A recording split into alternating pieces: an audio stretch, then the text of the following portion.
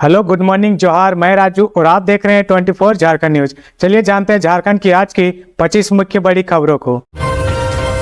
10 दिन बाद ही फिर से खाते में आ गए 2500 रुपये। तुरंत चेक करें अपना अकाउंट। झारखंड सरकार की महत्वाकांक्षी मैया समान योजना की लाभुक महिलाओं के चेहरे एक बार फिर खुशी से खिल उठे हैं।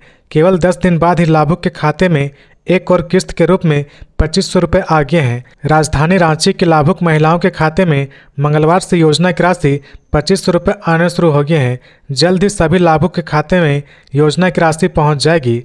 मालूम हो कि इससे पूर्व 31 जुलाई को लाभुक के खाते में योजना के तहत जून महीने की राशि 2500 रुपये भेजे गए थे। रांची जिले के कुल 3,85,751 लाभुक को योजना की राशि उनके बैंक खातों में भेजी गई थी। कुल 115 करोड़ 7,12,500 रुपये लाभुक के खाते में हस्तांतरित किए गए थे। मालूम हो कि मैया समान योजना झारखंड सरकार की एक महत्वाकांक्षी योजना है। इसका लाभ 18 से 50 वर्ष की महिलाओं को ही मिलता है। इस योजना के तहत हर महीने लाभुक महिलाओं को 2500 रुपये की राशि दी जाती है। योजना की शुरुआत में यह राशि केवल 1000 रुपये थी, लेकिन विधानसभा चुनाव 2025 से पूर्व इस राशि को बढ़ाकर 2500 रुपये कर दिया गया है। स्वतंत्रता दिवस पर रांची में मांस, मछली और मुर्गा की नहीं होगी बिक्री, निगम ने जारी किया आदेश।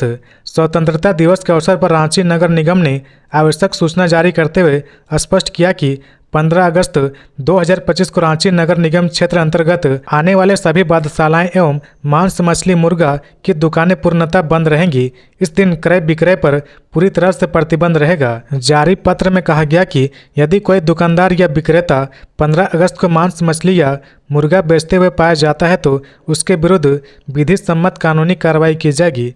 नगर निगम का यह निर्णय स्वतंत्रता दिवस जैसे राष्ट्रीय पर्व की गरिमा बनाए रखने और सामाजिक सौहार्द को ध्यान में रखते हुए लिया गया है। नगर निगम ने सभी व्यापारियों और आम नागरिकों से अपील की कि वे निर्देशों का पालन कर प्रशासन को सहयोग करें। हजारीबाग के बड़का गांव में ग्रामीणों और एनटीपीसी पदाधिकारी के बीच हिंसक झड़प। बादम कोल खनन परियोजना की ग्राम सभा में हुई घटना। हजारीबाग जिले के बड़का गांव प्रखंड में ग्रामीण और एनटीपीसी के वरीय पदाधिकारी के बीच हिंसक झड़प हो गई है, जिसमें कई पुलिसकर्मी, एनटीपीसी के पदाधिकारी और ग्रामीण घायल हुए हैं। बताया जाता है कि बादम कोल खनन परियोजना को लेकर बैठक का आयोजन किया गया था।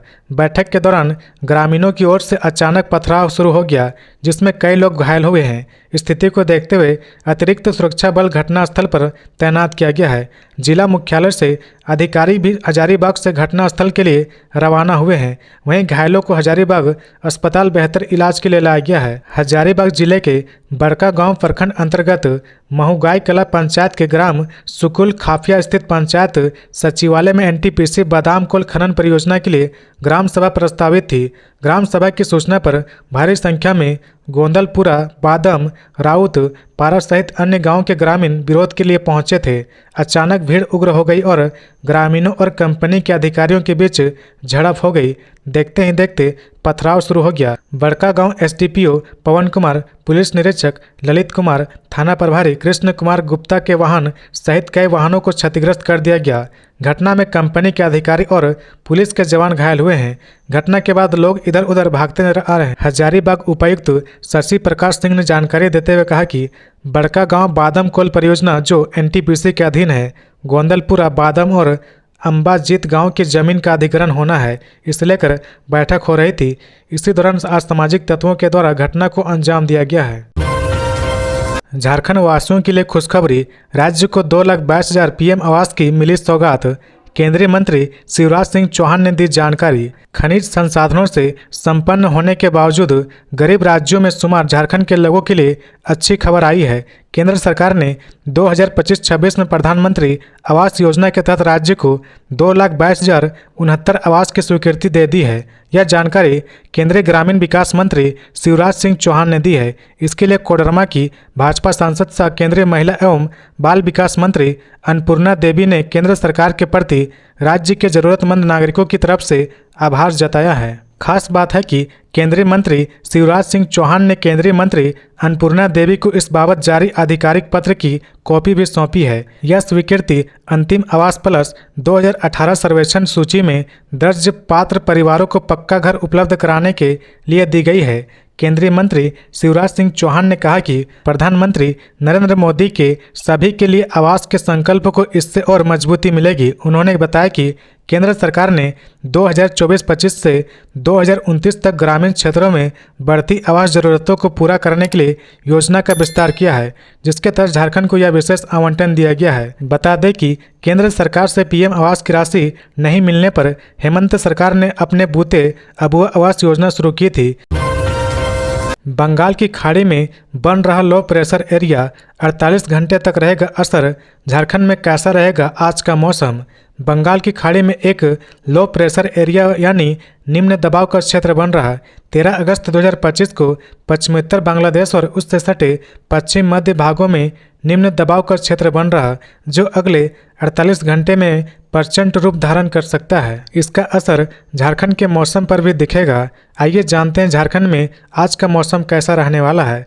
भारत मौसम विज्ञान विभाग के रांची स्थित मौसम केंद्र ने कहा कि समुद्र तल पर बना मानसून टर्फ भटिंडा, पटियाला, देहरादून और उसके बाद अरुणाचल की ओर बढ़ रहा। वहीं एक ट्रफ दक्षिण बिहार से उत्तर उड़ीसा की ओर चल रहा, जो समुद्र तल से 1.5 किलोमीटर ऊपर है। बंगाल की खाड़ी के मध्य भागों में एक अपर एयर साइक्लोनिक सर्कुलेशन बना हुआ है। इसके असर से 13 अगस्त को लो प्रेशर एरिया बनेगा, जो अगले 48 घंटों में और घनीभूत हो जाएगा। इसके असर से झारखंड के अधिकतर जिलों में कहीं कहीं आंधी तूफान और गरज चमक के साथ वर्षा एवं वज्रपात होने की संभावना है।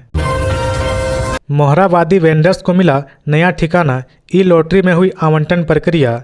रांची नगर निगम ने मोहराबादी इलाके के वेंडर्स को एक जगह पर व्यवस्थित करने के लिए बिजली ऑफिस के पास 1.36 करोड़ रुपए की लागत से नया वेंडर मार्केट तैयार किया है। पहले चरण में यहां 161 वेंडर को जगह मिल चुकी है। मंगलवार को दूसरे चरण में भी आवंटन की प्रक्रिया पूरी हो गई। नगर निगम कार्यालय के 8वें तला पर उप प्रशासक गौतम प्रसाद साहू की मौजूदगी में ई लॉटरी के जरिए वेंडर्स को उनके ठिकाने आवंटित किए गए हैं। लॉटरी पूरी होने के बाद उप प्रशासक ने खुद अलॉटमेंट लेटर बांटे और वेंडर्स को बधाई दी। वहीं वेंडर्स ने भी खुशी जाहिर करते हुए निगम के अफसरों और कर्मचारियों को पारदर्शी प्रक्रिया के लिए धन्यवाद दिया। इस मौके पर सहायक प्रशासक चंद्रदीप कुमार, मुकेश कुमार, सूरज प्रकाश सिंह, नगर अभियान प्रबंधक, IT शाखा, NULM शाखा के कर्मचारी और मोहराबादी क्षेत्र के चुने गए वेंडर्स मौजूद थे। परिवहन मंत्री का बड़ा ऐलान, लापरवाह चालकों की तस्वीर करे साझा, हमेशा के लिए कैंसिल होगा लाइसेंस। राज्य के परिवहन मंत्री दीपक बिरुवा ने कहा कि वाहन धारकों और युवाओं को सलाह देना चाहूँगा कि नशे और गति पर अगर नियंत्रण नहीं हो तो वाहन नहीं चलाएं। हरमू में एक दिन पहले जिस तरह की घटना हुई है, अब उस तरह के मामले में हमेशा के लिए वाहन और वाहन चालक का लाइसेंस कैंसिल होगा। इसके अलावा न्यायालय द्वारा जो दंड और सजा का प्रावधान है वह अलग से भुगतान होगा। मालूम हो कि रविवार को राजधानी रांची के हरमू रोड में हुए सड़क हादसे में 3 लोगों की मौत हो गई थी। इस हादसे के बाद परिवहन मंत्री ने सोशल मीडिया पर पोस्ट किया है। उन्होंने कहा कि परिवार पर दुखों का पहाड़ टूट पड़ा है। किसे पता था कि एक लापरवाह वाहन चालक की वजह से ऐसी मृत्यु होगी। नशा नाश ही करता है, वहीं ज़रूरत से ज़्यादा गति क्षति का मुख्य कारण बनती है। मृतकों के परिवार के साथ हम सभी की संवेदनाएं हैं। उन्होंने कहा कि एक गलती समस्त परिवार को बिखेर देती है। जन जन से अपील है कि आप सभी परिवहन साथी बने। अगर कोई व्यक्ति गलत तरीके से वाहन चला रहा हो या उपयोग कर रहा हो तो उसकी तस्वीर लेकर मुझसे साझा करें, त्वरित कार्रवाई होगी। सभी अपनी सहभागिता निभाएं और इस मुहिम के माध्यम से समाज को जागरूक करें। नहर में नहाने गए युवक की डूबने से मौत, पुलिस जांच में जुटी। पलामू के लेस्लीगंज थाना क्षेत्र में नहर में डूबने से एक व्यक्ति की मौत हो गई। इस घटना में लेस्लीगंज थाना के एकता गांव के 30 वर्षीय कैल युवक भूया की मौत हो गई। बताया जा रहा कि यह घटना सोमवार की दोपहर 3 बजे हुई। व्यक्ति मलय डैम के सेरंगदाग के बंजारी टोला घाट पर नहाने गया था। इसी क्रम में वह गहरे पानी में डूब गया। स्थानीय लोगों को जैसे ही जानकारी मिली, लोगों ने युवक की खोजबीन शुरू कर दी। मिली जानकारी के अनुसार कैल भुइयां अपने ससुर के साथ मछली खरीदने के लिए नदी के घाट पर गया था।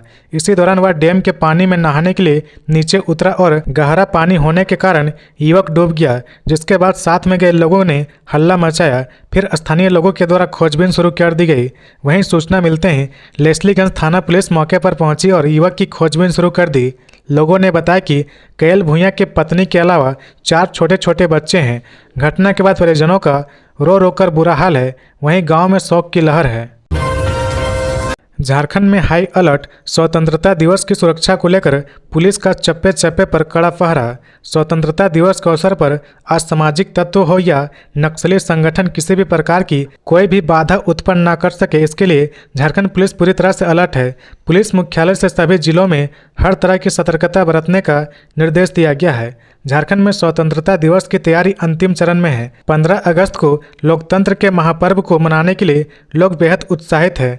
वहीं दूसरी तरफ पुलिस पूरी तरह से स्वतंत्रता दिवस को लेकर अलर्ट है। खासकर नक्सल प्रभावित क्षेत्रों में विशेष नज़र रखी जा रही है। हथियार के बल पर सत्ता हथियाने का ख्वाब देखने वाले नक्सली अक्सर 15 अगस्त के मौके पर काला झंडा फहराने से लेकर बड़ी घटनाओं को अंजाम देकर दहशत फैलाने की साजिश करते हैं। इसे देखते हुए नक्सल प्रभावित जिलों में विशेष सतर्कता बरती जा रही। नक्सल प्रभावित जिलों के साथ साथ सामान्य जिलों में भी पुलिस को लगातार गश्त करने की हिदायत दी गई है। पुलिस मुख्यालय द्वारा जारी आदेश में नक्सलियों की गतिविधियों पर विशेष नज़र रखने को कहा गया है। नक्सली संगठन भाकपा माओवादियों पर विशेष नज़र रखने की हिदायत दी गई है। भाकपा माओवादी हर साल 15 अगस्त के मौके पर अपने प्रभाव वाले इलाकों में काला झंडा फहराने की कोशिश करते हैं। धनबाद में नकली शराब फैक्ट्री का भांडाफोड़, 820 लीटर कच्चा स्प्रिट बरामद। धनबाद जिले के निरसा थाना क्षेत्र के हिक्की मडाल में पुलिस और अखबारी विभाग की संयुक्त टीम ने बड़ी कार्रवाई करते हुए नकली मिनी शराब फैक्ट्री का खुलासा किया है। सरकारी विद्यालय से मात्र 50 मीटर की दूरी पर संचालित इस अवैध फैक्ट्री का संचालन विकास साहनी और उसके सहयोगी खुशीलाल मुर्मू द्वारा किया जा रहा था। यह जानकारी उत्पाद अधीक्षक रामलीला रवानी ने मंगलवार को मीडिया को दी।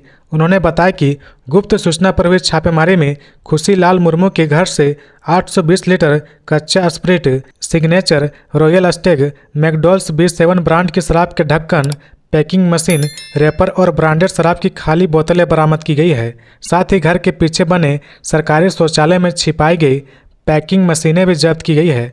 वहीं पुलिस के पहुंचते ही विकास साहनी मौके से फरार हो गया। उत्पाद अधीक्षक ने यह बताया कि विकास साहनी पर पहले भी नकली शराब के कई मामले दर्ज है। बावजूद इसके लगातार इस अवैध धंधे को बढ़ावा दे रहा। उन्होंने कहा कि इस कार्रवाई से क्षेत्र में नकली शराब के खिलाफ चलाए जा रहे अभियान को बल मिलेगा। मेडिकल ट्रस्ट संपत्ति खरीद मामले में हाईकोर्ट से सांसद निशिकांत दुबे को राहत बरकरार। झारखंड हाईकोर्ट ने मंगलवार को गोड्डा के सांसद निशिकांत दुबे के खिलाफ पीड़क कार्रवाई पर रोक के आदेश को अगली सुनवाई तक विस्तार दिया है। सुनवाई के दौरान हाईकोर्ट ने राज्य सरकार को केस डायरी प्रस्तुत करने का निर्देश दिया है, जिस पर राज्य सरकार की ओर से उपस्थित अधिवक्ता ने 4 सप्ताह का समय देने का आग्रह किया, जिसे कोर्ट ने स्वीकार कर लिया। यह मामला देवघर स्थित परित्राण मेडिकल ट्रस्ट की संपत्ति बाबा बैद्यनाथ मेडिकल ट्रस्ट द्वारा खरीदे जाने से जुड़ा हुआ है, जिसमें शिवदत्त शर्मा की ओर से निशिकांत दुबे के खिलाफ जालसाजी का आरोप लगाते हुए प्राथमिकी दर्ज कराई गई है, जिसे रद्द करने के लिए सांसद निशिकांत दुबे ने हाईकोर्ट का दरवाजा खटखटाया है। इस मामले की सुनवाई हाईकोर्ट के न्यायाधीश जस्टिस अंबुजनाथ की कोर्ट में हुई। निशिकांत दुबे की ओर से अधिवक्ता प्रशांत बल्लभ, पार्थ जलान और शिवानी जालुका ने बहस की। नेमरा में अखिलेश यादव ने सीएम हेमंत सोरेन से की मुलाकात, गुरुजी को दी श्रद्धांजलि। उत्तर प्रदेश के पूर्व मुख्यमंत्री और समाजवादी पार्टी के प्रमुख अखिलेश यादव मंगलवार को नेमरा पहुंचे। वहां उन्होंने मुख्यमंत्री हेमंत सोरेन से मुलाकात की और दिसोम गुरु शिबू सोरेन को श्रद्धांजलि अर्पित की। अखिलेश यादव ने गुरुजी को आदिवासियों का बड़ा नेता बताया और कहा कि गुरुजी का जीवन संघर्षों और मजबूत विचारधारा से जुड़ा रहा। उन्होंने यह भी कहा कि संघर्ष और विचारधारा का प्रभाव उनके बेटे और मुख्यमंत्री हेमंत सोरेन पर पड़ा है, जो इस विरासत को आगे लेकर जाएंगे और झारखंड के विकास के लिए काम करेंगे। कोडरमा में छत पर पानी डालने गई महिला की मौत, 11,000 वोल्ट के तार की चपेट में आई महिला, अस्पताल ले जाते समय तोड़ा दम। कोडरमा जिले के डोमचांच थाना क्षेत्र के बेहराडीह गांव में मंगलवार सुबह एक दुखद घटना सामने आई है। नवनिर्मित मकान की छत पर पानी डालने गई 42 वर्षीय आरती देवी 11,000 वोल्ट के हाई टेंशन तार की चपेट में आ गई। आरती देवी द्वारिका राणा की पत्नी थी। मृतका के भतीजे दीपक कुमार ने बताया कि उनके चाचा द्वारिका राणा का मकान हाल ही में बना था। आरती देवी रोज की तरह छत पर पानी डालने गई थी। छत से कुछ ही ऊंचाई पर गुजर रहे बिजली के तार से वह टकरा गई। हादसे में आरती देवी बुरी तरह झुलस गई। परिवार और पड़ोसी तुरंत मौके पर पहुंचे। उन्हें कोडरमा सदर अस्पताल ले जाया जा रहा था। रास्ते में उनकी मौत हो गई। घटना से पूरे परिवार में शोक की लहर है। बोकारो में झोला छाप डॉक्टर पर 200 रुपये के लिए मरीज पर कैंची से हमला करने का आरोप। झोला छाप डॉक्टर पर इलाज का बकाया 200 रुपये नहीं चुकाने पर मरीज को कैंची से जख्मी करने का आरोप लगा है। यह घटना बोकारो जिले के पेटरबाड़ थाना क्षेत्र का है। पीड़ित मरीज ने पेटरबाड़ थाने में शिकायत की है। शिकायत पर त्वरित कार्रवाई करते हुए झोला छाप डॉक्टर पंकज कुमार को हिरासत में लिया गया है। पुलिस उससे पूछताछ कर रही और आगे की कानूनी कार्रवाई की जा रही। थाने में दर्ज शिकायत के अनुसार पीड़ित मरीज ने पंकज कुमार नाम के एक स्थानीय झोला छाप डॉक्टर से इलाज करवाया था। इलाज का कुछ पैसा बकाया रह गया था, जिसकी रकम मात्र 200 रुपये थी। जब डॉक्टर ने मरीज से बकाया पैसे की मांग की तो मरीज ने अपनी आर्थिक तंगी का हवाला देते हुए कुछ समय में पैसे लौटाने की बात कही। इस बात पर डॉक्टर पंकज कुमार को गुस्सा आ गया। उसने तेज में आकर अपने क्लिनिक में रखी कैंची उठाई और उस पर हमला कर दिया। इस हमले में मरीज की पीठ पर 3 गहरे जख्म हो गए। इसके अलावा उसके चेहरे और छाती पर भी चोटें आई है। मरीज ने शिकायत में कहा कि उसने किसी तरह अपनी जान बचाकर वहां से भागा और सीधा पेटरबाड़ थाना पहुंचा। जमानत से बाहर निकलते ही जेल गेट से पुलिस ने पूर्व पार्षद मोहम्मद असलम को किया गिरफ्तार। पुलिस ने जेल से बाहर आए पूर्व पार्षद मोहम्मद असलम को हिंदपीढ़ इलाके में 10 अगस्त को हुई साहिल उर्फ कुरकुरे हत्याकांड मामले में गिरफ्तार कर लिया है। वह युवक पर जानलेवा हमला करने के आरोप में पहले जेल में बंद था और उसे हाईकोर्ट से जमानत मिली थी। जैसे ही वह जेल से बाहर आया, पुलिस ने उसे जेल गेट के पास से ही साहिल उर्फ कुरकुरे हत्याकांड में गिरफ्तार कर लिया। कोतवाली डीएसपी के नेतृत्व में पुलिस ने उसे गिरफ्तार किया है। कल ही पुलिस ने इस मामले में असलम के भाई आसिफ को भी गिरफ्तार कर जेल भेजा है। बता दें कि हाईकोर्ट ने मंगलवार को मोहम्मद असलम को जमानत दी थी। जस्टिस अंबुजनाथ की अदालत ने उसे 20-20 हज़ार रुपये की निजी मुचलके पर बेल दी थी। असलम और उसके भाई आसिफ के खिलाफ हिंदपीढ़ी थाना क्षेत्र निवासी कलीम ने प्राथमिकी दर्ज कराई थी। कलीम ने आरोप लगाया था कि 22 जनवरी को मुजाहिद नगर निवासी पूर्व पार्षद और उसके भाइयों ने मिलकर इरशाद उर्फ अप्पू पर जानलेवा हमला किया था। इरशाद पर जान से मारने की नीयत से फायरिंग की गई थी। प्राथमिकी में यह भी उल्लेख था कि इरशाद की छेड़खानी का विरोध करने पर मारपीट की गई थी। उस वक्त सोशल मीडिया पर इस घटना का वीडियो भी वायरल हुआ था।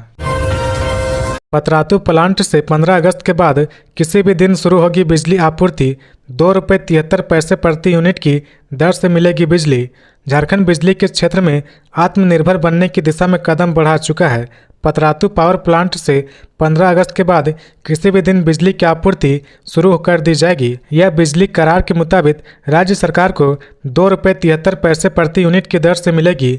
पतरातू प्लांट की कुल क्षमता 4000 मेगावाट होगी, जिससे झारखंड को 3200 से 3500 मेगावाट बिजली मिलने की संभावना है। यह राज्य की पीक आवर में 3200 मेगावाट की मांग को पूरा करने में सहायक होगा।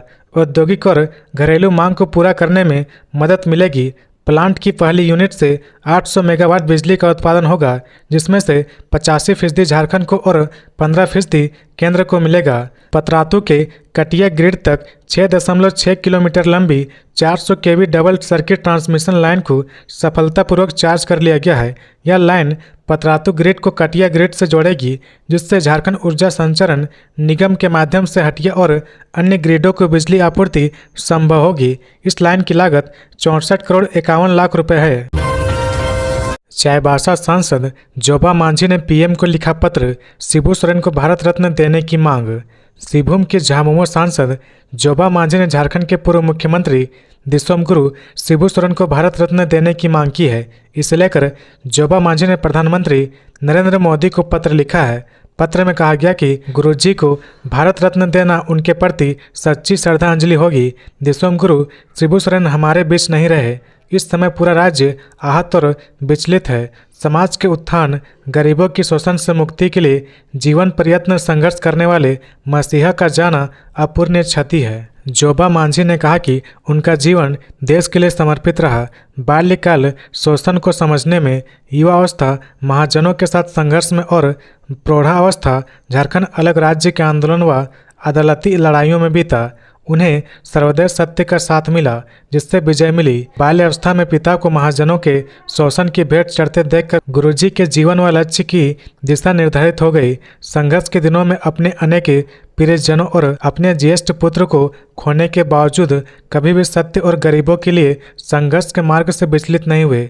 अब समय है इस वीर सपूत के प्रति कृतज्ञ व्यक्त करते हुए उन्हें देश के सर्वोच्च सम्मान भारत रत्न से सम्मानित किया जाए। 12वीं पास छात्रों के लिए टेक 20 से जुड़कर करियर की शुरुआत करने का सुनहरा मौका। 19 से 21 अगस्त तक चलेगा कैंप। झारखंड सरकार और HCL टेक के बीच हुए MOU से अब झारखंड राज्य के 12वीं पास छात्रों को IT क्षेत्र में रोजगार का सुनहरा अवसर प्रदान किया जा रहा। गौरतलब है कि जून महीने में झारखंड सरकार के स्कूली शिक्षा एवं साक्षरता विभाग और HCL टेक की सहयोगी इकाई HCL TCS के बीच placement linked based program tech B के लिए MOU हुआ।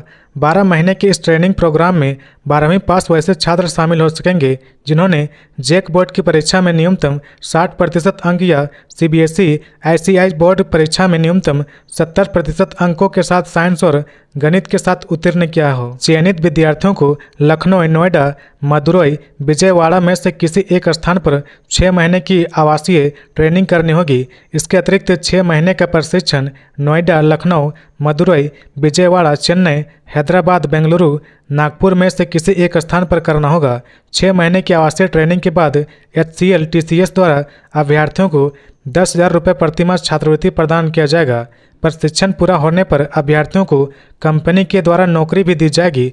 इसके अलावा अभ्यर्थियों को उच्च शिक्षा के लिए कंपनी द्वारा विभिन्न शैक्षणिक संस्थानों और विश्वविद्यालय में अवसर प्रदान किए जाएंगे।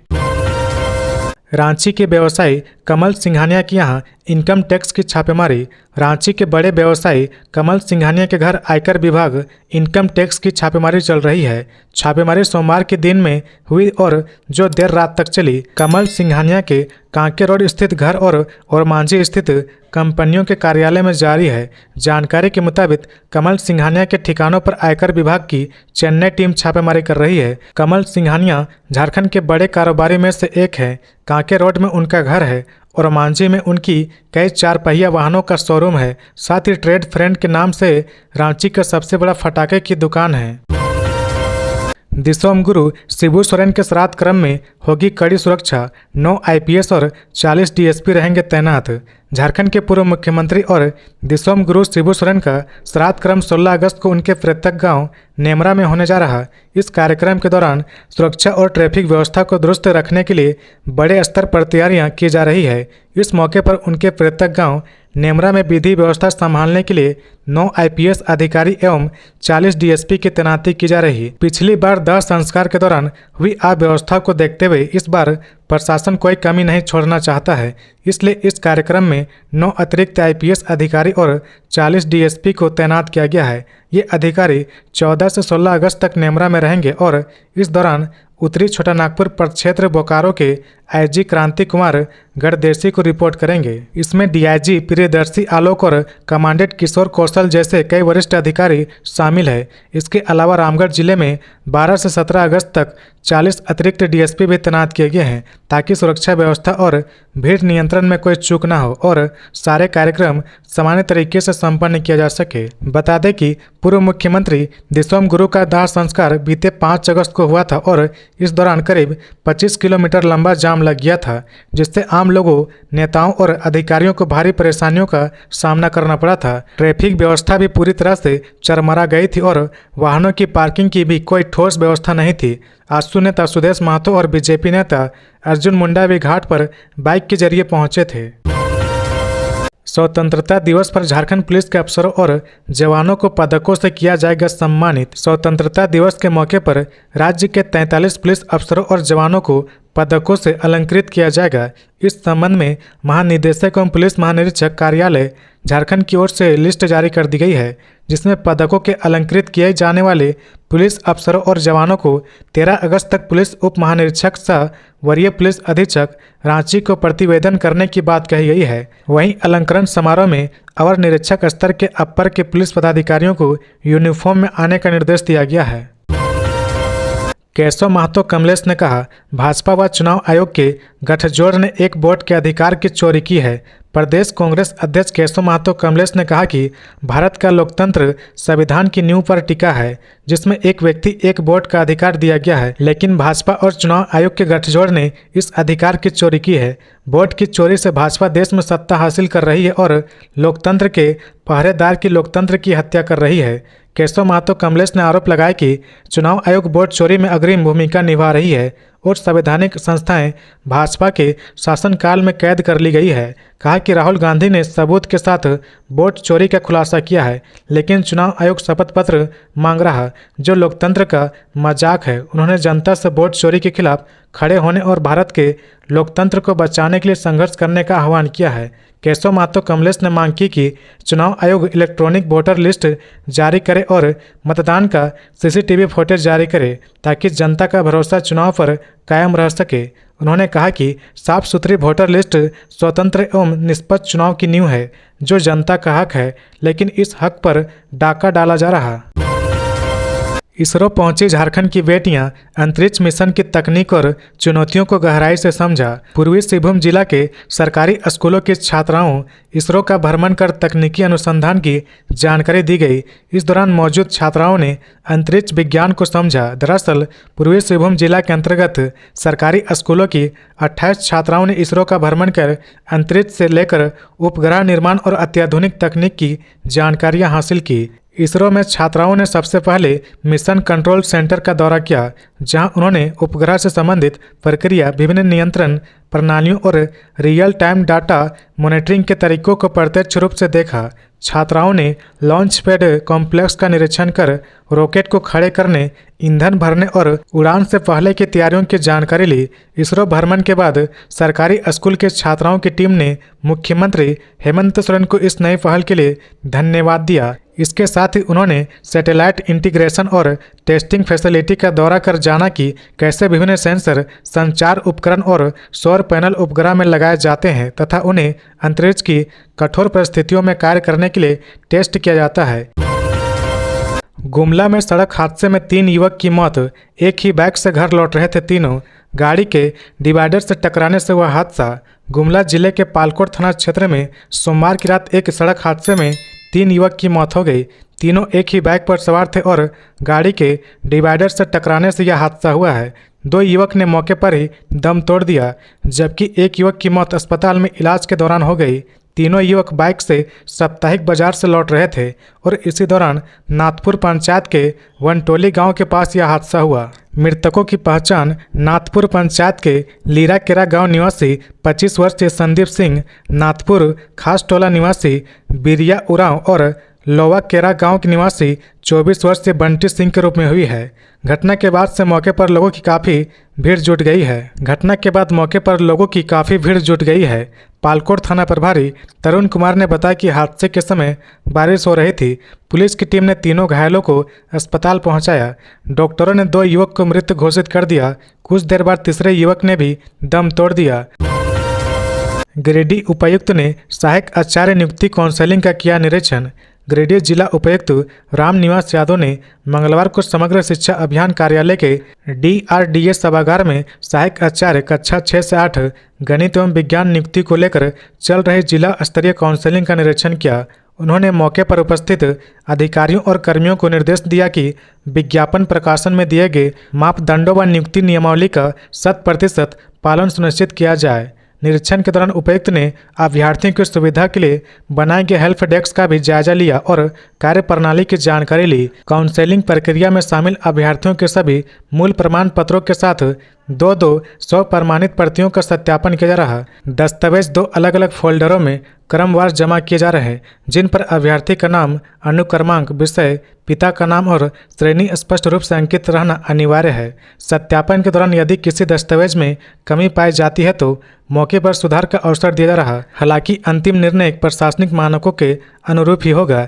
चयनित अभ्यर्थियों को दस्तावेज सत्यापन के बाद पदस्थापन पत्र जारी कर संबंधित विद्यालय में नियुक्त किया जाएगा।